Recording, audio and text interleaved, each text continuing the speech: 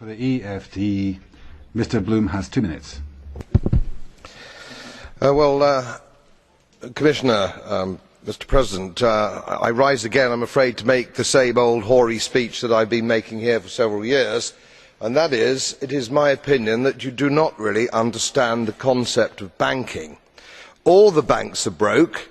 Bank Santander, Deutsche Bank, Royal Bank of Scotland, they're all broke. And why are they broke? It isn't an act of God. It isn't some sort of tsunami. They're broke because we have a system called fractional reserve banking, which means that banks can lend money that they don't actually have. It's a criminal scandal, and it's been going on for too long.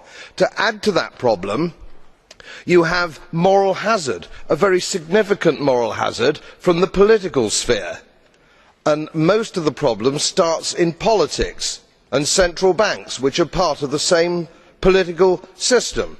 We have counterfeiting, sometimes called quantitative easing, but counterfeiting by any other name. The artificial printing of money, which if any ordinary person did, they'd go to prison for a very long time. And yet governments and central banks do it all the time. Central banks repress the amount of interest that rates are, so we don't have the real cost of money. And yet we blame the real retail banks for manipulating LIBOR.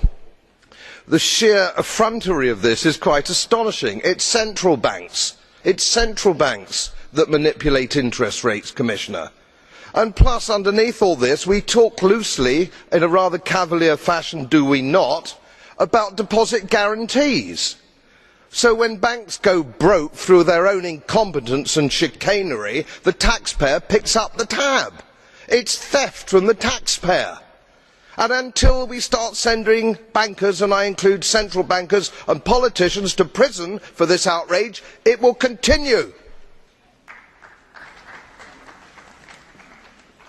Grazie per il gruppo.